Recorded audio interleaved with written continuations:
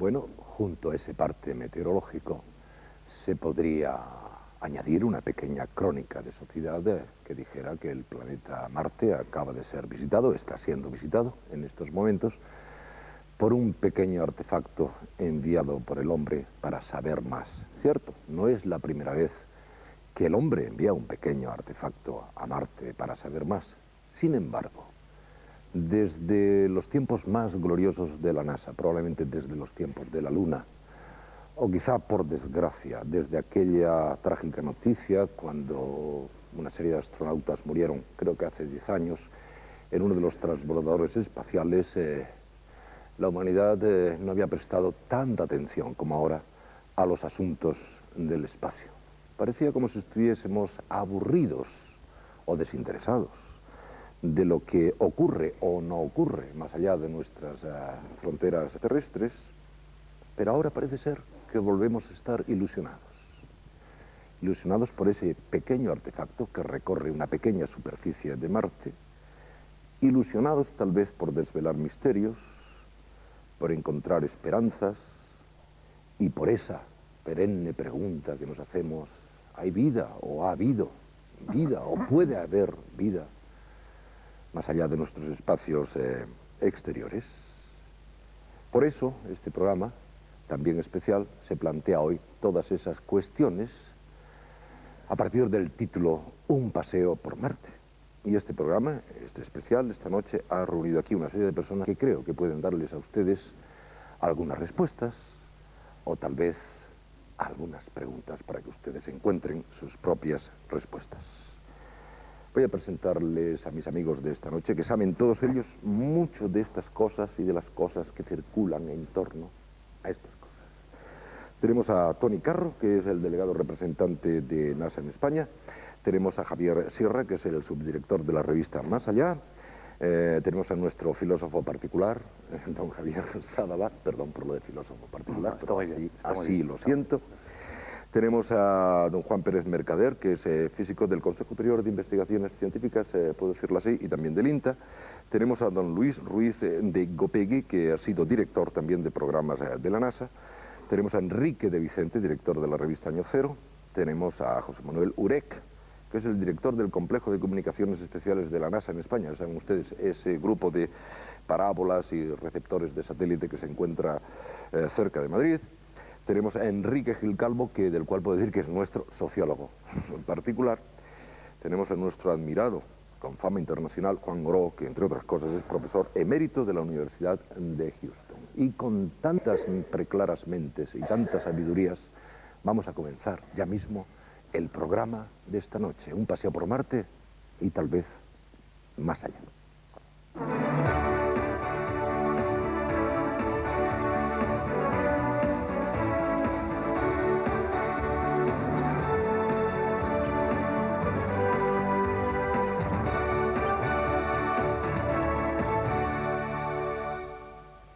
Como prólogo quisiera hacerles una pequeña confesión que creo que no he hecho nunca.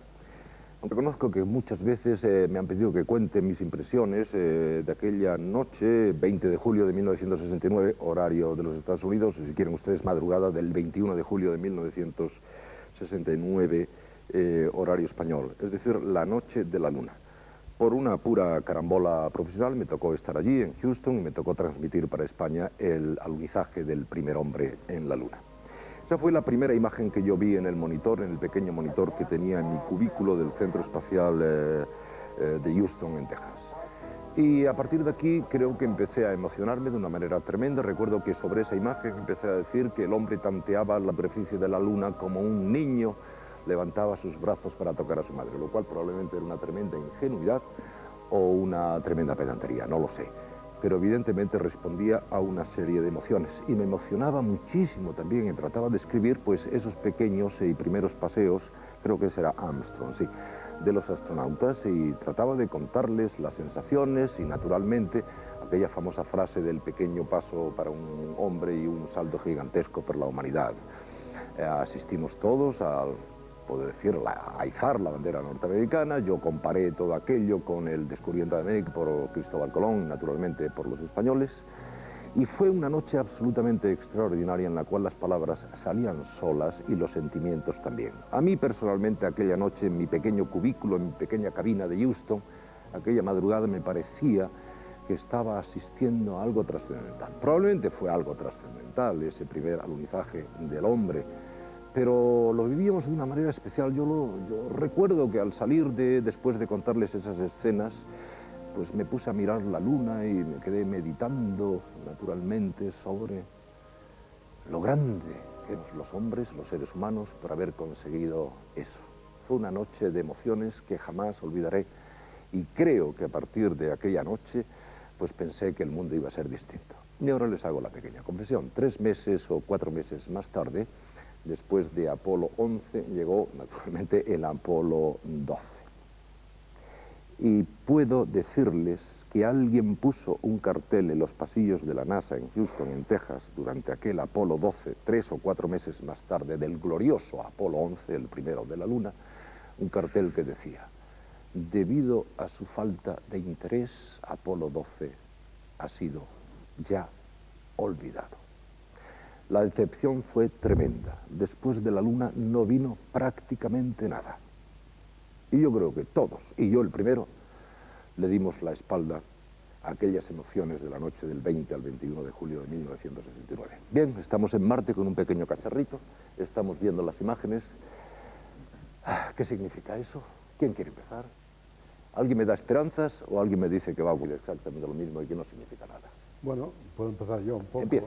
Sí, esta es una de las misiones de NASA, de las nuevas misiones de NASA que estamos tratando de hacer mucho más baratas, así que es el principio de un periodo de exploración de Marte donde se va a hacer a un costo mucho más bajo, que eso es importantísimo. Esta misión costó unas 20 veces menos que las Vikingo.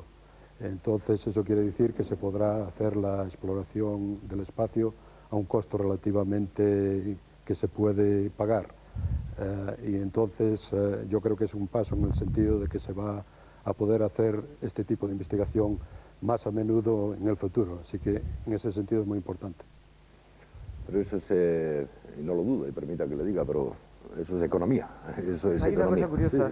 Sí. Yo creo que hay, por lo que intuyo yo, sobre todo en el caso norteamericano, que es el que presenciabas tú, Jesús, en ese momento del primer alunizaje, es que la sociedad norteamericana es una sociedad de frontera. Necesita una valla e intenta ir, ¿qué hay al otro lado de la valla? Todo el siglo pasado los americanos pensaban que la valla estaba en California, ¿no? Cuando conquistan California, de pronto este siglo necesitan otra frontera, la gran frontera, la lejana, y la han encontrado en el espacio, de allí toda la Odisea, etcétera, etcétera. Pero yo creo que también en parte nosotros, tenemos, nuestra sociedad española se constituyó desde la Reconquista con esta mentalidad de frontera. Necesitamos un más allá, para poder definirnos quiénes somos, lo contrario o lo distinto de los que están más allá. En cuanto conquistas una frontera, necesitas otra, un poco más lejana, para volver a encontrar unas señas de identidad que están perdiendo. Y en este fin de siglo, donde la propia identidad individual y colectiva se está perdiendo, pues cuando de pronto te encuentras con pruebas físicas de que hay un más allá creíble, con su cielo rojo, su desierto naranja, entonces te sirve como, momentáneamente al menos, hemos encontrado, aunque nos dure solo hasta fin de siglo, una pequeña frontera que nos apetece ir a conquistarla y a ir un poco más allá. Yo supongo que fronteras más altas han caído, también caerá esta, ¿no? ¿Cuándo nos enfrentaremos a la realidad de que no hay frontera más que la nuestra propia, que donde deberíamos profundizar es en nosotros mismos? Puedo dar un dato que me ha llamado mucho la atención, y yo creo para que nuestros amigos que nos ven y que piensan en la posibilidad de ir a Marte o de otras vidas y el más allá, esa frontera que siempre estamos buscando, pues corríjanme si me equivoco, pero si enviamos a alguien a Marte tardará aproximadamente 270 o 290 días en llegar, tardaría en llegar. Tendría que estar año y medio, 530 días en Marte antes de poder volver, y tardaría 268 días en volver a la Tierra, o sea, eso sí pudiera salir de cualquier. Lo digo simplemente para que nos demos cuenta que ir a Marte no es tan fácil, pero tal vez pueda hacerse. Tal vez pueda hacerse. ¿Alguien más me dice qué significa este pequeño paseo por Marte? Perdona. Señor Oro. Me hablabas de la decepción que tuviste con el proyecto Apolo. Sí. Yo diría que el proyecto Apolo y las palabras que dijo Armstrong al pisar la Tierra, un pequeño paso para él y un gran paso para la humanidad, se han convertido en realidad. Lo que hablaba mi amigo acerca de la frontera es la esencia de nuestra existencia, es simplemente la palabra curiosidad. Pero ¿de qué ha servido ir a la Luna? Ir a la Luna ha servido de ver la Tierra desde muy lejos y verla como un pequeño granito de arena andando por la inmensidad del espacio. Eso es cierto. Y adquiriendo la conciencia personal y colectiva de que las limitaciones de nuestro planeta son reales. Y que por lo tanto, después de ir a Marte y de ver, yo diría, conocer la mayor parte de los planetas y satélites del sistema solar, la conclusión a que llegamos es que en el sistema solar hay un pequeño planeta azul que tiene las cualidades necesarias a poder existir la vida. Y tal vez la alegría de estas rocas rojitas de Marte pueda ser darnos cuenta de que esto que vivimos es un milagro. Para terminar con una explicación ética que quizás la podría decir al final, yo diría que el estudio del origen de la vida, que es una cuestión de curiosidad, nos dice que venimos de moléculas muy sencillas, por lo tanto nos imbuye al principio ético de humildad. No somos el centro del universo. La segunda cosa es que venimos de un tronco común, hace unos 200.000 años o así, del África, el Homo sapiens sapiens, quizás con la contribución del hombre antecesor de Burgos, a 300 kilómetros de aquí. Entonces esto, lo primero, venir de moléculas sencillas, nos dice debemos ser humildes, no somos los reyes del universo. Tener un tronco común nos dice debemos ser solidarios, usamos la mente de una forma inteligente y tenemos estos principios altruistas y los usamos. A mí me da la sensación... Adelante. Sí. Si tuviera que quedarme con una palabra de las que ha dicho el doctor Oró, yo me quedaría con una que es muy certera, que es el motor de toda esta investigación y toda esta búsqueda, que es la curiosidad. Pero hay una cosa que me llama mucho la atención de esta misión y que creo que va a contribuir también a decepcionar, al igual que te pasó con las misiones Apolo. Y es que esta misión, leyéndolo en la prensa estos días, sorprendentemente y en comparación con las Vikingo de hace más de 20 años, no se va a adentrar en la cuestión fundamental, y es, ¿hubo vida en Marte? ¿Hay vida en Marte? ¿No está esta misión que nos ha costado tanto mandar al planeta rojo equipada con los instrumentos suficientes para contestar a esa gran pregunta? Y de hecho, si la opinión pública, si el mundo está interesado en la carrera espacial, es para empezar a contestar ya a esas grandes preguntas que se plantearon a partir de la llegada del hombre a la Luna. Y esa yo creo que es una de las fundamentales. Yo creo que... bueno, yo no sé, iba a responder directamente a lo que te habías planteado, el significado. Bueno, ¿qué significa esto, no? Este fenómeno, bueno, que parece que ha inundado de momento todas las pantallas. Pero antes no puedo por lo menos de responder o hacer un comentario a lo que ha dicho Tony cuando ha entrado rápidamente en la cuestión crematística del dinero, ¿no? Es que Carl Sagan siempre se quejaba que no había dinero, que no había dinero, que no había dinero. Bueno, el pequeño robot y la nave cuestan 226 millones, es decir, bueno, con eso muchísima gente podría vivir dólares, muy bien. don Javier, de dólares. Perdón, de dólares. Dios mío. Ya sé que esto siempre suena demagógico y tal, ¿no? Pero es que es verdad. Es decir, es que es verdad y que independientemente del logro espléndido, científicamente hablando, técnicamente hablando, y que esperemos que alguna vez repercuta en nosotros, aquí, en la Tierra, el hecho es que los programas de investigación no son neutros, que el país que lo ha mandado no es neutro. Tanto es así que ha habido una propaganda nacional impresionante para que coincidiera con el 4 de julio, que el poder no es neutro, que tiene además unas repercusiones bélicas considerables. Es decir, que esto después se inscribe dentro de un proyecto político que tiene una connotación muy específica y muy especial. Y en ese sentido hay que esperar, hay que desear y hay que exigir que después esto repercuta realmente, como tantas cosas, en nosotros. Porque no voy a volver a decir, en plan demagógico, que todavía hay pues 2.000 millones de personas, un tercio de la humanidad, indigentes. Eso conviene en estos casos. No es para decir nada en contra, todo lo contrario, y después, cuando tenga ocasión, pues seguiré hablando, dentro de lo posible, a favor precisamente de ese tipo de cuestiones. Pero dos cuestiones más que tienen que ver con lo que has planteado tú y con lo que ha dicho el profesor Oró. Yo he encontrado en este fenómeno mucho más de propaganda que de asombro. Hemos perdido mucho la capacidad de asombro.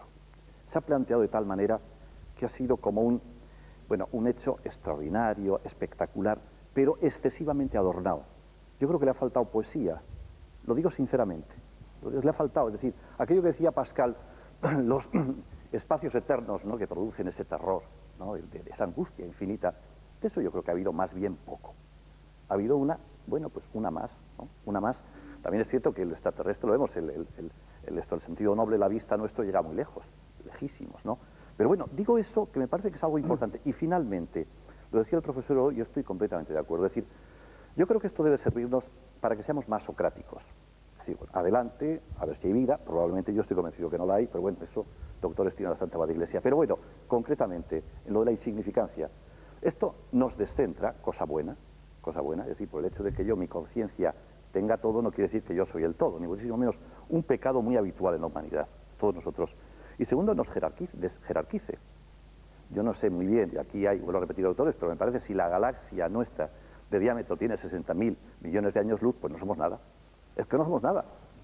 Es decir, grandeza toda la que queramos, pero realmente después somos un trocito y conviene desde ahí hacer cualquier planteamiento. Y no solo no somos nada, sino que probablemente ni siquiera somos de aquí, porque está la polémica, supongo que el doctor Oró nos podría hablar un poco más, ¿no?, sobre todo lo que surgió alrededor del famoso meteorito de Alan Hills hace 1 año, 2 años casi. En cualquier caso estamos aquí, ¿eh? Sí, no, pero quiero decir que hablaba de que la vida en la Tierra, por lo menos podía hacerse esa lectura, podía haber llegado aquí a bordo de meteoritos y que se hubiera desencadenado esa fórmula magistral aquí, ¿no?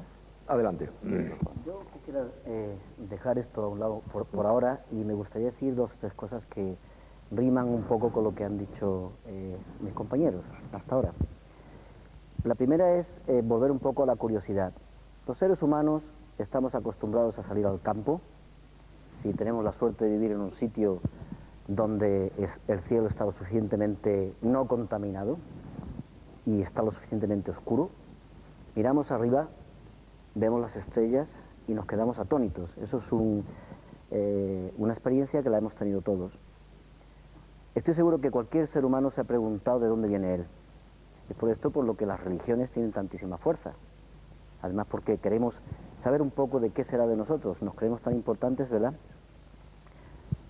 El ser humano tiene muchísimo interés, no solo curiosidad, tiene muchísimo interés en saber su sitio en el universo, en conocer su sitio en el universo. El ser humano se hace preguntas. Quizás esas preguntas estén codificadas en nuestro propio ADN. Nunca sé cómo se dice, si se dice ADN, en nuestro propio ADN. Ya lo difícil es decir. Sí. El ser humano, cuando manda un artefacto como este, una maquinita tan maravillosa como esta, la manda a Marte, está cumpliendo quizás con algo que lleva codificado en su propio ADN. El ser humano está tratando de entender secretos del universo. El ser humano está haciéndose preguntas muy importantes, pero se sabe que está muy limitado. El ser humano sabe que su ámbito asequible físicamente está muy cerca, como creo que has dicho tú hace un momento. Viajar a Marte y volver pues se lleva casi 2 años. El ser humano sabe que no puede salir del ámbito del sistema solar porque no puede viajar a la velocidad de la luz. Entonces el ser humano trata de saciar su curiosidad y ponerse en los sitios que tiene asequibles. Va a Marte y cuando va a Marte se gasta aproximadamente 6 veces en esta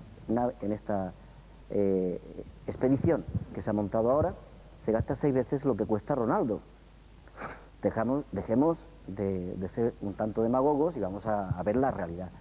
Ronaldo cuesta, o las piernas de Ronaldo, persona por la cual yo tengo muchísimo respeto, dicho sea de paso, cuesta 6.000 millones de pesetas. Esto ha costado 30.000 o 40.000 millones de pesetas. O sea, vamos a ser serios y a darnos cuenta de lo que cuesta esto. Y eso por un lado.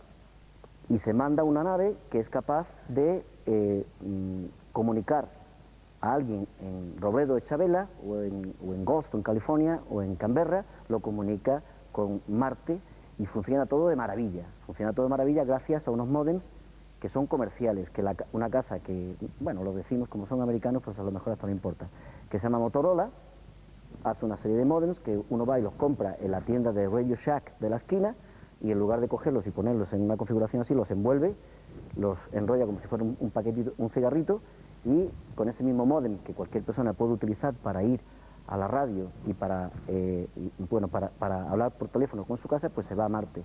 Esto es importante, señoras y señores. Esto es importante porque nos dice que la tecnología que está disponible en las calles, la tecnología que está disponible en las tiendas, es algo que va mucho más allá de lo que uno piensa. Es algo que excita la curiosidad, debe excitar la curiosidad nuestra.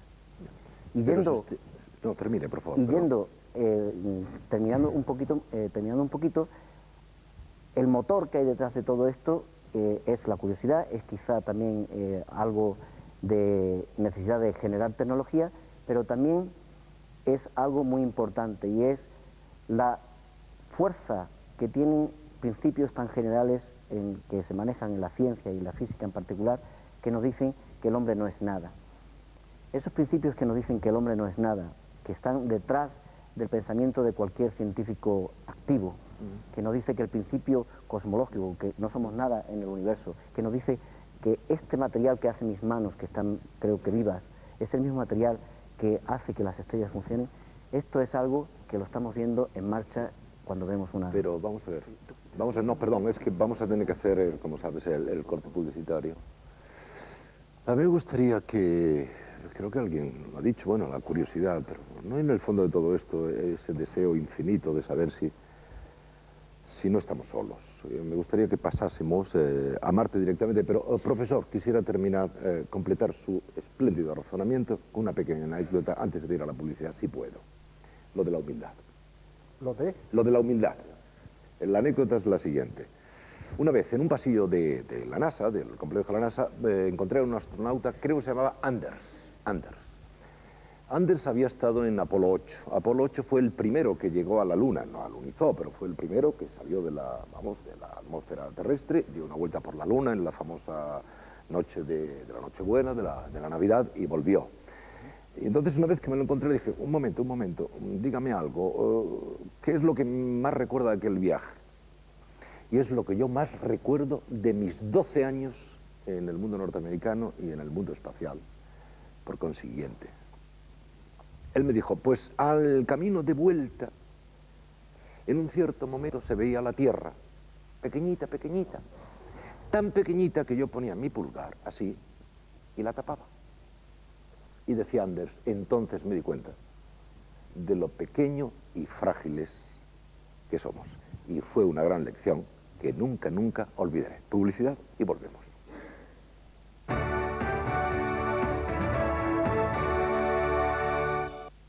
Pues hemos aquí estos días contemplando en televisión las rocas de Marte y preguntándonos qué hay, qué hubo, qué habrá, más allá. Señor de Vicente. Pues retomando un poco los argumentos que estábamos exponiendo anteriormente, yo creo que este hecho, no el de Marte, sino la carrera espacial, nos plantea, nos llama tanto la atención, nos llamó tanto la atención el hecho de ir a la Luna, nos conmovió tanto profundamente, no solo porque es enfrentarnos a una de las dos grandes fronteras a las que se enfrenta el ser humano, que es ese espacio exterior, la conquista del espacio exterior, y también la conquista del espacio interior. Porque si tenemos en cuenta las dos, nos resituamos en lo que realmente somos. No somos tan poca cosa. Hay un espacio interior, tanto a nivel microfísico como a nivel de las profundidades del ser humano, de todos los inmensos misterios que escondemos, que yo creo que nos dan una dimensión.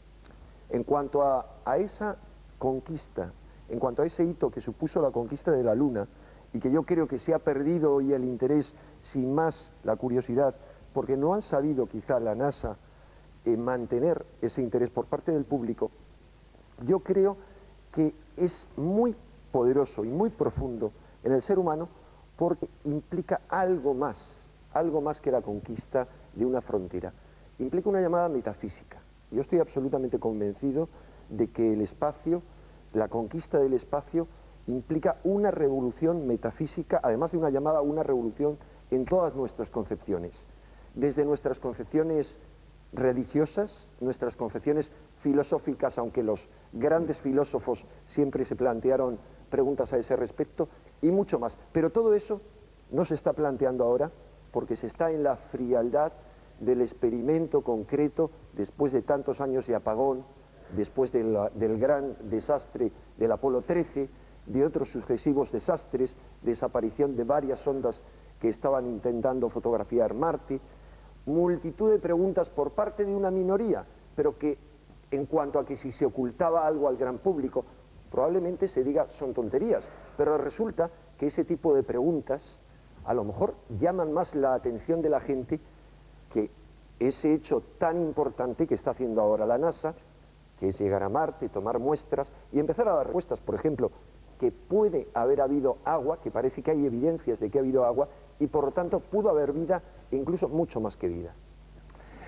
Señor Urech, Urech, que... Sí, yo me gustaría, no quiero aguar la reunión porque No. me toca la parte pragmática dentro de este grupo. Bueno, pues entonces, ha tenido el alguien privilegio de ser el receptor de esas imágenes de Marte. Exactamente. Entonces, bueno, lo primero es que las grandes preguntas no se contestan con una misión, cueste 150 millones de dólares o muchos miles de millones de dólares. O sea, lo importante de esta misión es que es la primera de un programa a 10 años en que van a ir a Marte cada dos años más o menos, 2 misiones o más. Entonces la ciencia se hace paso a paso, no se contesta todo en una misión, y mucho menos siendo como ha sido la primera y relativamente económica.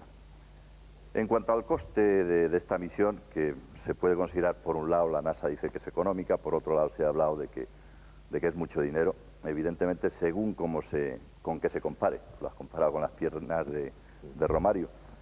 También podríamos... De Ronaldo. Es más caro. Es más cara todavía, sí. Podríamos pensar que si la NASA obviamente paga esta misión con lo que pagan los impuestos de los americanos. Entonces siempre parece muy caro y se puede gastar en otras prioridades. Ahora, simplemente con la atención que ha tenido esta misión, no en España solo, en Estados Unidos y alrededor del mundo, simplemente si hubiera sido Walt Disney Production y hubieran cobrado los derechos de televisión, habían pagado esta misión y más. Es decir, que no es que sea demasiado caro, es que la ciencia, pues para mucha gente que no tiene esa prioridad, se considera cara, pero la ciencia hay que hacerla paso a paso. Ya. Sí. No, usted no, perdón.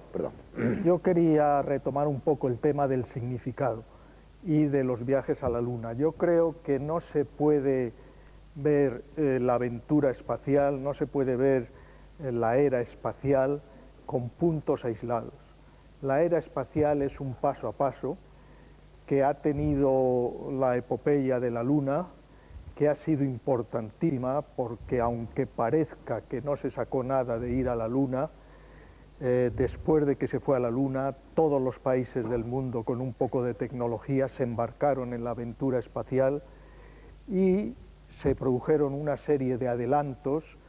Yo decía hace unos días, si hoy día se apagaran todos los satélites que están dando servicio a la Tierra, todos los satélites que están en el espacio exterior dando servicio a la Tierra, no sabríamos prácticamente qué hacer. Los aviones no podrían despegar de Barajas, no podríamos hablar por teléfono, no veríamos los partidos de fútbol que se juegan en Argentina, no veríamos nada, en fin, se produciría un colapso. Y todo eso se produjo gracias a que el hombre fue a la Luna. Entonces la carrera espacial hay que verla con todos los pasos. A Marte se han mandado 22 misiones. A los planetas exteriores se han mandado 4 misiones, todas importantísimas, todas interesantísimas para recorrer los pasos que requiere la ciencia. Lo que ocurre que hay misiones con más morbo unas que otras, y Marte siempre ha representado una cosa muy interesante para la humanidad, porque en el siglo pasado se empezó a hablar de los marcianos. Hoy día ya todo el mundo sabe que no hay marcianos, pero en fin, sigue teniendo un relativo interés especial muy distinto al que pueda tener Júpiter o Venus. Sí, yo creo que en ese sentido me apunto totalmente en el morbo, pero yo le llamaría casi escenografía, porque ahora parece interesar más o a veces decae el interés. Eso depende del material que puedas poner en escena.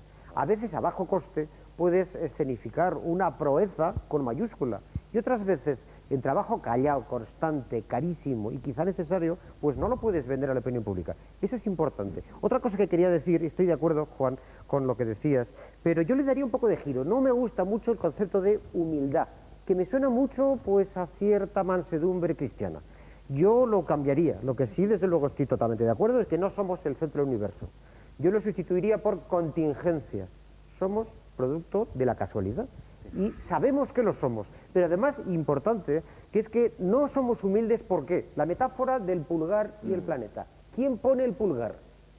¿Quién es capaz de salir fuera para colocar un pulgar más grande que el planeta? ¿Quién marca la frontera? ¿Quién define? Define la sociedad, el ser humano, la colectividad. Ese poder de definir, un poder contingente, no tuvo por qué haber surgido, pero surgió, es un poder nada humilde, es un poder devastador. Así que de humildad, nada. En ese sentido, somos capaces de destruir planeta. Así que en ese sentido, termino con otra cosa más, importante. Lo de la curiosidad, sí curiosidad, pero, aquí está el pero, ¿no será una huida más que una búsqueda de frontera? Esa famosa salvación, ¿no estaremos escapando de parte de nuestro ser o de nuestra colectividad que no nos gusta, que nos da miedo o que nos avergüenza o que no sabemos arreglar? ¿Por qué huimos hacia el mundo exterior cuando no nos acercamos ni al tercer mundo ni al cuarto mundo? ¿Qué está en nuestras calles? Bueno, pero ¿Es que no podemos? ¿Me permites contestar? ¿Me permites? Profesor. Un momento. Yo he sido payés, he sido panadero, he sido albañil, o sea, cualquier cosa. Yo, debido al hecho de que mis padres eran payeses de unos pueblos muy humildes, de donde no llovía nunca y ahora van a poner un canal, digamos, yo he pasado toda la vida, y lo que sí me indujo a pensar y incitarme en esa curiosidad fue el ser panadero, porque al terminar la primera jornada a las 4 de la mañana, yo me ponía en la acera mirando las estrellas y pensaba yo me hacía la pregunta, ¿no habrá algún panadero allí que se pregunte, ¿qué coño hacemos aquí? Entonces esto es lo que, al margen de que yo ya había desarrollado las ideas anteriormente, un poco siguiendo a Darwin, etcétera, etcétera, es lo que me dijo de una forma inequívoca que yo debía irme a donde fuese para estudiar el problema del origen de la vida. Lo acerté en el sentido de que caí en Houston y empezó el proyecto Apolo, la NASA me llamó y desde entonces he participado durante 40 años en proyectos de colaboración con la NASA. Pero yo ahora desearía reconducir, digamos, este tema que algunas veces se va despistando entre el mundo interno, que es verdad que existe, y el mundo de la ciencia. El siglo XX será el mundo de la ciencia y de la tecnología. Debemos estar todos orgullosos de ser copartícipes de este grande desarrollo. Sin este desarrollo, como se ha dicho por aquí, no tendríamos la televisión, este programa no existiría, no habría una pregunta y respuesta que dure 10 minutos o 20 de aquí a Marte, esto no existiría. Se desarrollaron los ordenadores, hay los supercomputadores que pueden hacer calculaciones que sería imposible para la humanidad. Por primera vez una máquina ha vencido al hombre en el proyecto de ajedrez. Es decir, yo creo que debemos celebrar de que estamos en el siglo XX, el siglo de la ciencia, de la tecnología, y eso, yo digo, debe ser acompañado de la ciencia de la ética si usamos la inteligencia y conocemos la biología de los genes altruistas y de los que pueden ser los genes agresivos. Y esta es mi pregunta de cara al futuro. El hombre debe buscar su salvación a partir de la ciencia. Cada persona puede tener sus creencias. Hay compatibilidad total entre la creencia de una persona y la ciencia. La ciencia se basa en la observación, en la experimentación y en la confirmación por otros. Y entonces pasa a ser un hecho verídico en la comunidad científica. Las creencias parten de dentro y cualquier persona puede tener la creencia que quiera y no por eso va a tener un problema con el dinero, con la ciencia, con la tecnología. El presidente, ya termino, el presidente de la Universidad de Notre Dame, la universidad católica más grande de los Estados Unidos, es un gran defensor de la búsqueda de inteligencias y de civilizaciones extraterrestres, porque él llega a la conclusión, cuanto más civilizaciones extraterrestres encontremos, más omnipotente será el Creador. Por lo tanto, esto demuestra de que no hay incompatibilidad entre el mundo interno y el mundo externo. Bueno, yo sería mucho menos optimista con la ciencia que usted, profesor Oró. O sea, sinceramente, desde la humildad, la contingencia, desde el panadero, como quiera, ¿no? Pues la ciencia es, bueno, ¿quién va a quitar dignidad a la ciencia? O sea, por el afán de saber, por lo útil desde los primatas hasta nosotros, la ciencia, bueno, es un hecho que está pegado al cuerpo humano como la sombra, con sus males, no con sus males, muchos males además. Y por otro lado, la ciencia tendrá la primera palabra, la última nunca, ¿eh? Los valores no los pone la ciencia. Exacto. Ah, bueno, quede claro, pero digo, permítame, ni los... Sí. Permítame, termine, mi querido amigo. Y los genes altruistas no son los genes morales, ¿eh? La biología no es la moral. En cualquier caso, y las últimas preguntas, por responder a José Manuel, no las va a responder ni la ciencia ni nadie. Ni la ciencia ni nadie. Bien. Y luego me gustaría, pero un poco tarde, Jesús, responder por alusiones. Adelante. Si puedo hacerlo ahora, Adelante. a mi amigo Juan, que, bueno, me ha llamado indirectamente demagogo. No, Dios me libre de poner chinitas a la ciencia. Me parece absurdo. Además, me parece absurdo. Pero algo chirría en este mundo. Algo chirría. Es desequilibrado que nosotros podamos hacer las cosas que estamos haciendo y desatender lo que desatendemos que está a la mano. Y el asunto último siempre es, ¿para qué sirve esto? ¿A qué nos lleva? ¿Cómo le interesa a los 6.000 millones casi de seres humanos lo que está ocurriendo en este momento en Marte? Ese es un problema fundamental, científico en parte, moral en su totalidad y realmente humano. Mira, al final es igual que la cibernética, vamos, es decir, que la informática, que se desarrolle, pero que al final yo pueda estar enterado de todo para que verdaderamente haya una democracia auténticamente representativa. Que haya felicidad en cualquier sitio, pero que llegue a todos los seres humanos. Porque si no, todo eso se convierte siempre en algo parcial, en algo fundamentalmente parcial. Y a la ciencia, a la maravillosa ciencia, a la espléndida ciencia, aquello que parte, en último término, de algo tan nuestro, siempre se le podrá poner, más que chinita, una piedra, un pedrusco, ese Percebel que le van a llamar en Marte, si realmente solo sirve a unos pocos. Yo estoy de acuerdo con lo que dices. ¿Puedo contestarle? Sí, pero conteste rápidamente, déjeme volver al panadero, que es el que me interesa en estos momentos.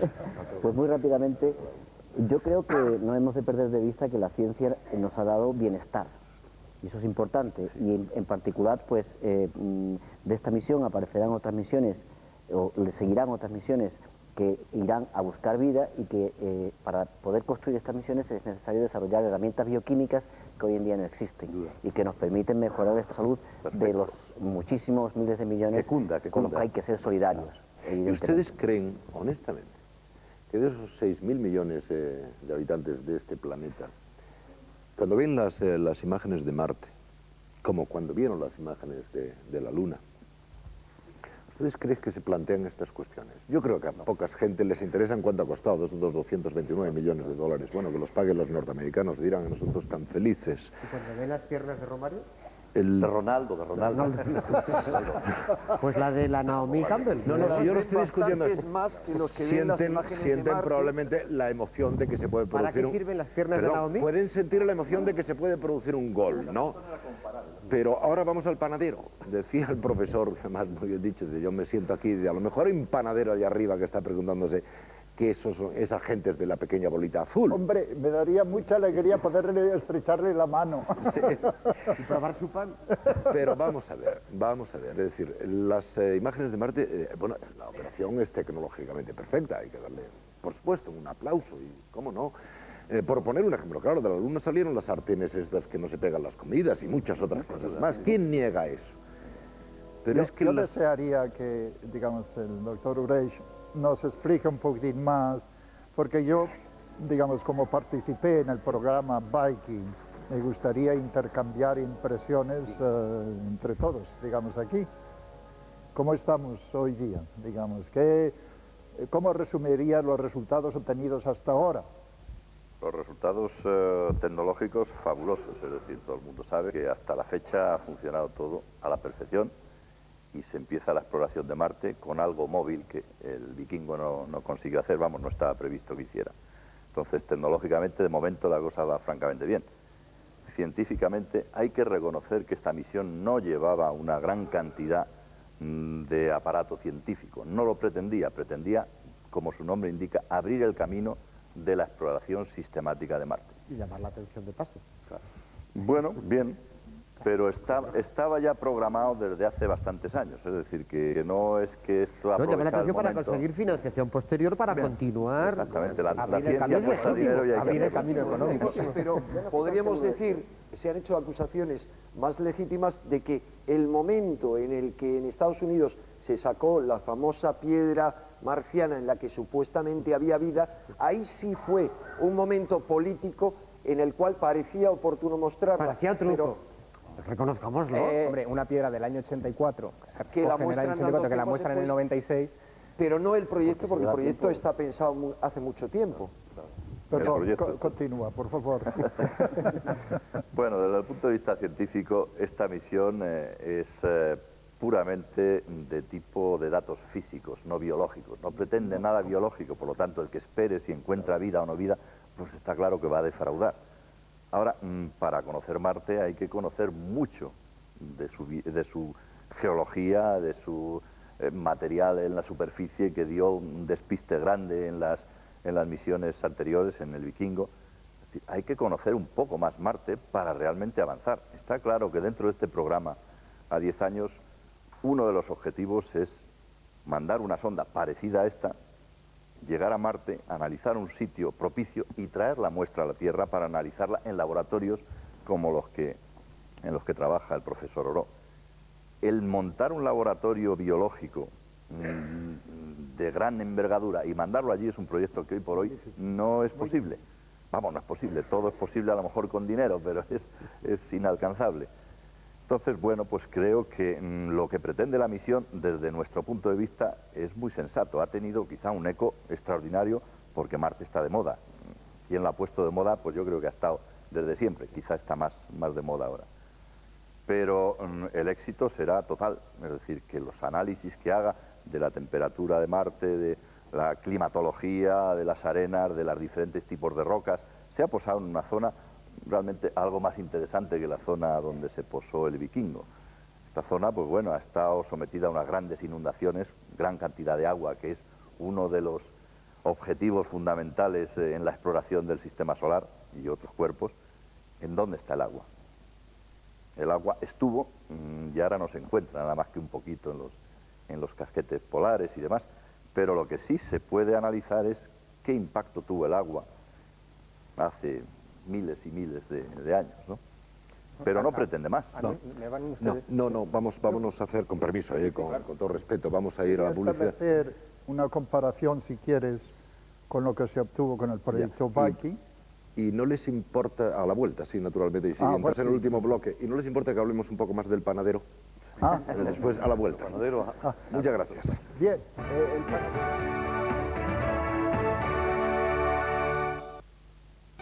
Pues último tramo de este especial, que ha surgido simplemente porque nos hemos puesto a mirar, admirados. Esas imágenes que nos han llegado de Marte no son las primeras, por supuesto, pero parecen ser las más vívidas que hemos tenido en los últimos años. El profesor Oró nos ha planteado la cuestión del panadero, que es muy bonita, es decir, tal como la ha expresado. Perdón, lo digo con toda humildad, pero yo no creo que la inmensa mayoría de las personas que se ponen a ver estas cosas se pongan por razones económicas, tecnológicas, científicas. Hay mucha curiosidad por saber a quién no le va a gustar ver una imagen de un planeta que está tan lejos. Pues claro, a todo el mundo. Pero yo creo que hay siempre una esperanza escondida, es decir, encontraremos señales de vida, es decir, habrá vida, podrá haber vida, con otras palabras, habrá habido algún panadero, puede haber algún panadero que nos esté contemplando desde ahí arriba. Bueno, todos ustedes son especialistas en estas cuestiones. ¿La humanidad alguna vez podrá saberlo? Yo diría que sí, y no diría por este procedimiento, sino por un procedimiento todavía más barato, ya que se ha inyectado una cosa que no creo que valga la pena, porque si avanzamos ayudaremos al resto de la humanidad a ir mejor, y es escuchando. Pero no ha llegado ninguna señal, profesor. Hasta ahora no. No ha llegado ninguna. Hasta ahora no. No. Pero yo desearía inyectar aquí un poco de optimismo. La primera cosa que ha dicho el doctor Urech, estoy totalmente de acuerdo con su conclusión de que debemos investigar más a Marte, porque así sabremos qué es lo que le puede pasar a la Tierra, conociendo el historial geológico de Marte. Esta es la cuestión fundamental. Si vamos a encontrar vida o no, yo no me ofrezco de ninguna forma, sí que diría que es muy improbable que la encontremos. Luego, si queréis, os daré la explicación, pero ahora yo quería remontarme un poquitín más allá. Y un poquitín más allá quiere decir que no hace mucho, hace escasamente 2 años, se ha hecho lo que yo diría es quizás el segundo descubrimiento más importante de este siglo. El primero para mí, desde un punto de vista científico-tecnológico, además de la estructura de la materia, de la esencia de la vida, etcétera, etcétera, que esto pasó en los primeros 50 años, fue el haber ido a la Luna, fue lo que nos ha dado esta visión espacial y nos hace comprender lo pequeños que somos. Pero bien, lo importante es, ¿hay vida? ¿Hay otro panadero más allá? En el sistema solar, no. Pero más allá, hace 2 años, se han descubierto por primera vez planetas más allá del sistema solar. Hoy día hay aproximadamente una docena. Es posible que haya un debate con relación al primer descubrimiento, porque estaba muy cerca de la estrella y hay un debate sobre la interpretación. Pero sí es cierto que los otros sí existen. Se han encontrado por métodos indirectos y esto ha permitido a la NASA hacer esta exposición de euforia, quizás demasiada al principio, porque ha permitido a la NASA empezar un programa radicalmente distinto, ya no solamente para explorar el sistema solar, sino para explorar más allá. Existe en planteamiento el programa de hacer un telescopio espacial de interferometría de infrarrojos. Con doble telescopios de infrarrojos se va a colapsar, por así decirlo, la luminosidad del Sol, donde puedan existir planetas, y se van a ver los planetas que existen a su entorno.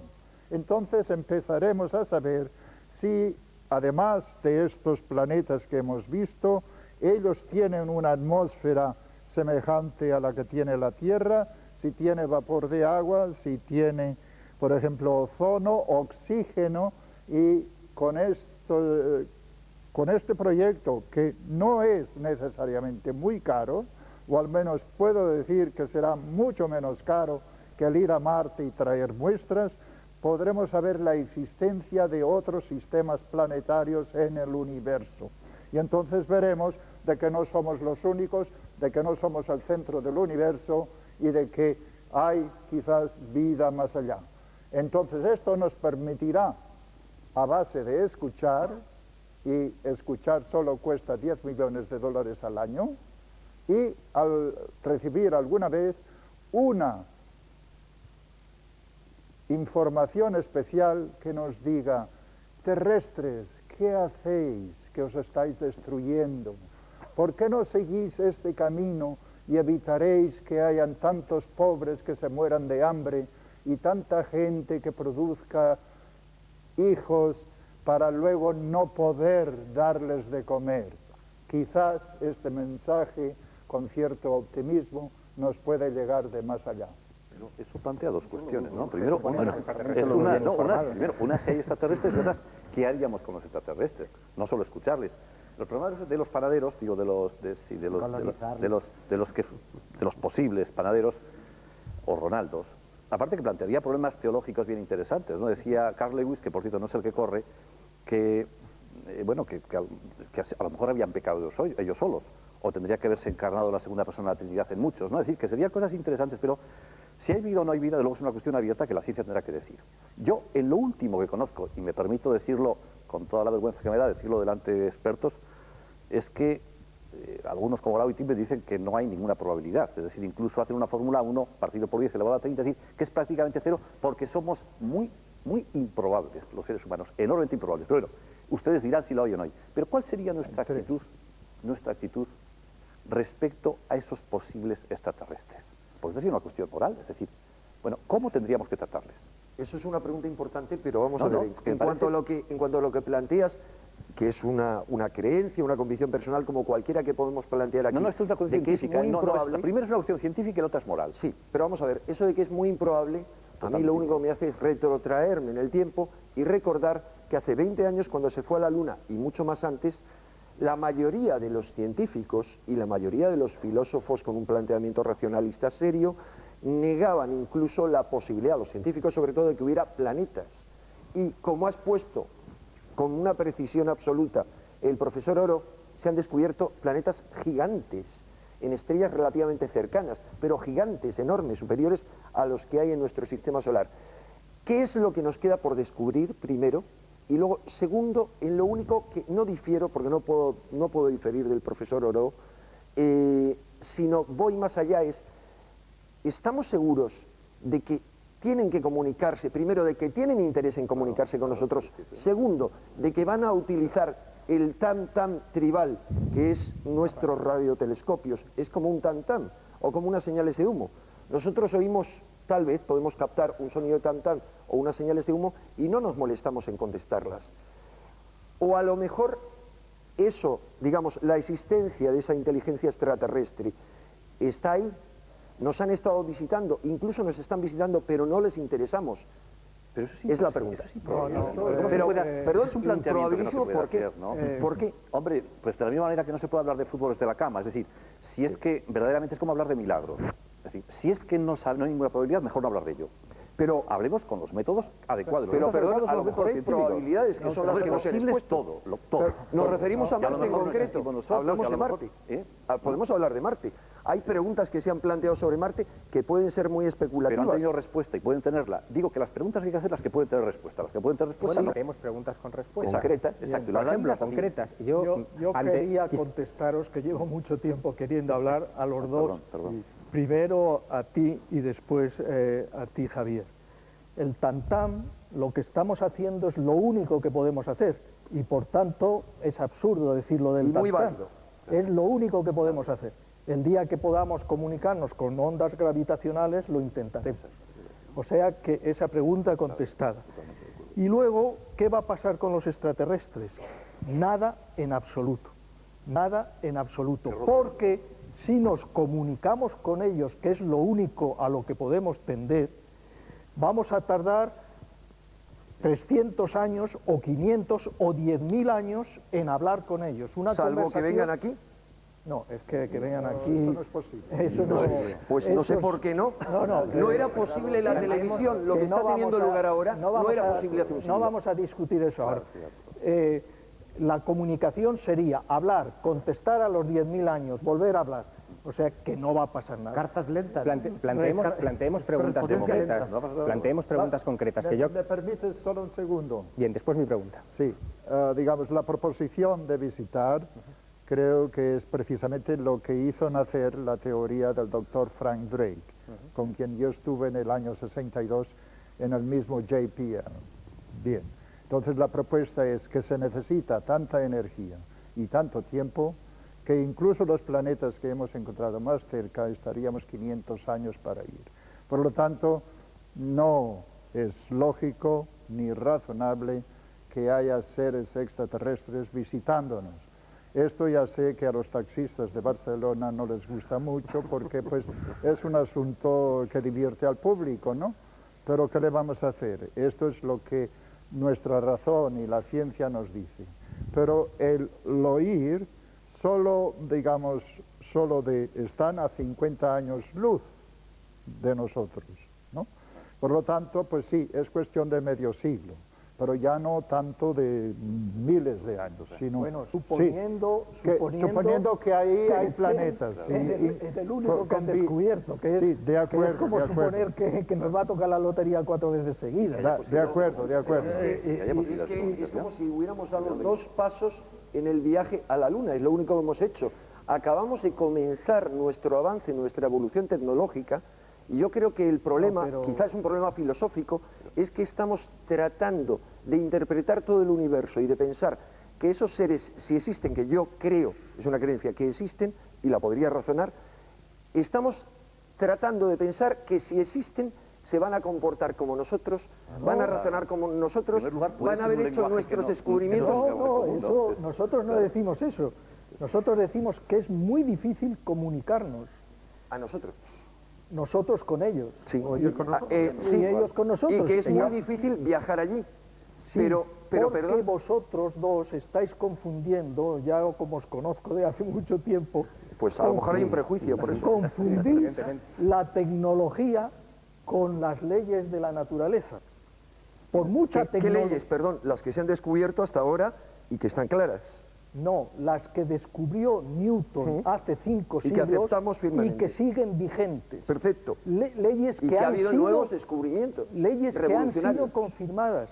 No habrá ninguna ley que permita viajar a una estrella próxima sin el consumo de energía que dice el profesor Oró. Por supuesto, puede haberlo. Pero ¿sabemos cuál es la estructura del universo? ¿Sabemos si el universo puede ser curvo, puede haber pliegues espaciotemporales y podrían? Estamos especulando. Pecamos de provincianismo temporal.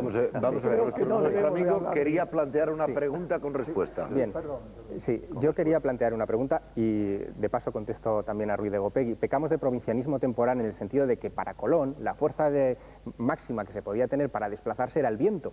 Se ha demostrado que hay otros combustibles posteriormente y motores que permiten otro tipo de desplazamientos. Pero espera. Tecnología. No, pero claro que confundes las leyes del universo con la tecnología. Lo de Colón es un ejemplo de tecnología, no es un ejemplo de leyes del universo. Y nuestra tecnología también puede evolucionar en ese sentido. Pero, no hemos llegado al techo. La energía no tiene nada que ver con la tecnología. Quisiera plantear esa pregunta porque... no lo entiendes. La tecnología y la energía son cosas distintas. La energía de otra civilización podrá ser más barata que la nuestra, pero necesita esa energía, la necesita. Y Colón no sabía nada de estas leyes, o sea, el ejemplo que has puesto... No va... Vamos a ver, y oímos la pregunta, sí, por y favor. A ver si podemos oír la respuesta. Adelante. Gracias, don Jesús. Hay una pregunta que a mí me gustaría plantear a los científicos. A mí se me suscitó pues, a primeros de los años 80 y fue una cosa muy morbosa que a la NASA se le ha preguntado recurrentemente y siempre ha salido por peteneras. Y yo luego he rastreado en la propia NASA este asunto. Y es las famosas fotografías de la cara de Marte. Cuando salieron en su momento aquellas fotografías, después de la Viking, inmediatamente un portavoz un portavoz de la NASA salió diciendo que aquello era una confusión de luces, de luces y sombras, y que horas después de aquella primera fotografía se volvió a tomar otra donde se demostraba que aquello no tenía ninguna consistencia, ninguna validez, y se desestimó. Yo acepté aquella versión, incluso pregunté, bueno, ¿dónde están los estudios y la fotografía que demostraba que aquella cara no existía? La fotografía que demostraba que la cara no existía no se ha mostrado. Yo he sido incapaz de rastrearla a través de Don Sabás y de otra gente. Yo también. Enseñar cuando quieras. Pues vamos a ver, a través de la NASA no va ya está resuelto. Ya está y es una, pero es una pena. No está resuelto porque hay dos fotografías tomadas en días distintos con 35 días de diferencia, una tomada con el sol a una inclinación de 10 grados y otra con el Sol a una inclinación de 27. Estoy exagerando un poco las magnitudes. Pero vamos a ver. ¿Por qué La pregunta es... Perdón, pero es que hay que explicar cuál es la famosa fotografía con la cara de Marte. Sí, yo tengo aquí una copia para mostrarla. No, es una fotografía, es decir... Sí, aquí se ve, vamos, es una de las fotografías de la misión Viking del año 76. Donde parece... No, sí la conozco. Que Que parece... yo sepa, uno de los proyectos va encaminado a fotografiarlo en detalle, o sea que tendrás tu respuesta. Perfecto, perfecto. Eso es lo que queríamos oír. Exactamente. Sí, sí. A lo que iba es a lo siguiente, que la sensación que a veces ha dado la NASA con este asunto es que se ha mirado mucho al ombligo con cuestiones tecnológicas y no ha respondido a aquellas inquietudes que tiene la opinión pública, y es decir, bueno, ¿y con estas cosas qué ha pasado? ¿Por qué se ha llegado a la patética situación, desde mi punto de vista, de que no se ha profundizado en el asunto, por ejemplo, de la cara de Marte, y se ha desmontado, si es que se puede desmontar, en revistas como Scientific American o como Nature, por poner un ejemplo, y se ha tenido que relegar esto a los periódicos o a revistas como Más Allá o Año Cero, que me parece que es un planteamiento pobre por parte de la ciencia, que debería contestar a las grandes preguntas. Pero es que no estás hablando de un tema científico. Vamos a ver, la pregunta es, para que obtenga usted su respuesta, la famosa fotografía que simula una cara, y quien habla de una V en una roca de Marte, que dicen que aparece en una de las fotografías, probablemente es la misma, hay una respuesta, ¿no? Dice, se va a cartografiar. Tendrá usted la fotografía.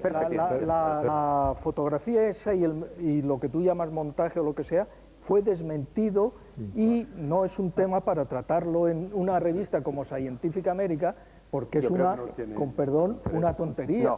Y la revista Scientific American no tanta tontería. Una información muy breve.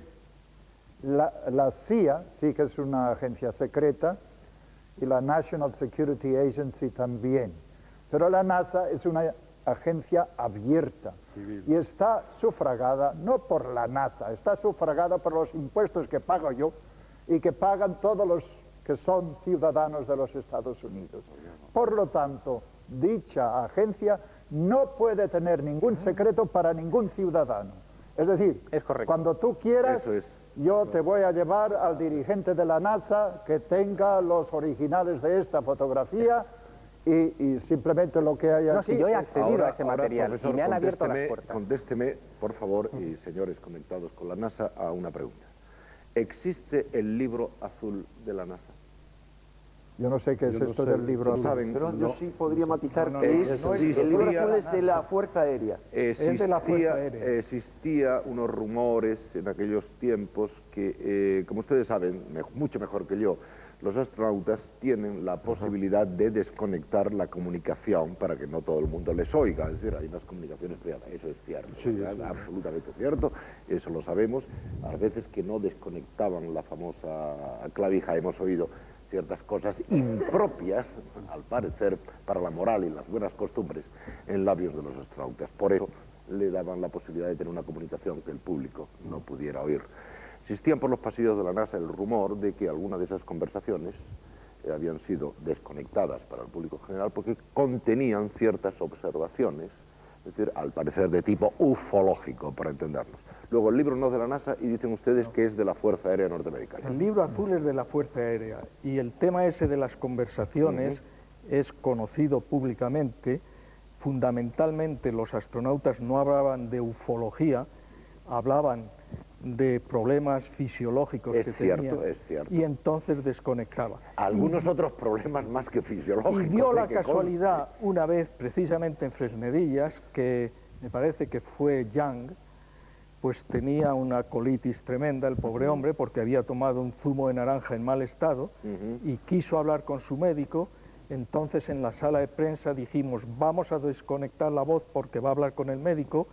Estaba José Antonio Silva, en paz descanse, que era muy pillín, y él dijo, seguro que me quieren ocultar algo tal. Y al cabo de 5 minutos dijimos, vamos a conectar de nuevo y ya pueden hablar con ellos. Jan salió a la superficie de la Luna y lo primero que dijo en público, que lo oyó todo el mundo, dijo, ya están aquí otra vez. Y claro, José Antonio Silva salió corriendo, escribió una novela, escribió una serie de cosas, y lo que decía Jan es, ya están aquí otra vez los gases. que era lo que tenía. Tenía unos gases que le producía y esa es la historia. Si me permite la anécdota. Es una explicación muy ilustrativa. Hay una conversación también. Materialismo puro. Hay una conversación que no voy a repetir aquí, es una de las tripulaciones que vuelven de la Luna y les preguntan que cómo vuelven. Y entonces la clavija está conectada y ellos cuentan cómo vuelven y las ganas que tienen de volver para hacer ciertas cosas. Profesor, le voy a dar por favor el último minuto para que usted nos diga y nos cierre. Ya que estás hablando de las ganas de volver, no hace mucho, creo que el hombre que no fue a la Luna, pero que se volvió político, recuérdame el nombre. Puede ser John Glenn. John Glenn. Sí. Él decía estos días que sería interesante que la NASA pensase a enviar gente un poquitín mayor para ver si las reacciones fisiológicas de las cuales estamos hablando se dan a una persona ya que, digamos que está con unos años comparables a los míos. En Houston estuvimos a punto de comprar su casa, pero que luego no la compramos. Digamos, sí que es verdad, de que ha habido quizás trastornos en algunas personas, pero yo diría que el promedio ha sido el promedio de la sociedad, ¿no? O sea que, en fin, ya sé que esto es material muy bonito para personas que quieren escribir libros y hacer reportajes, y hablando de los extraterrestres que nos visitan, el mismo Van Daniken, él mismo lo declaró en una, digamos, en una de estas conferencias como esta que tenía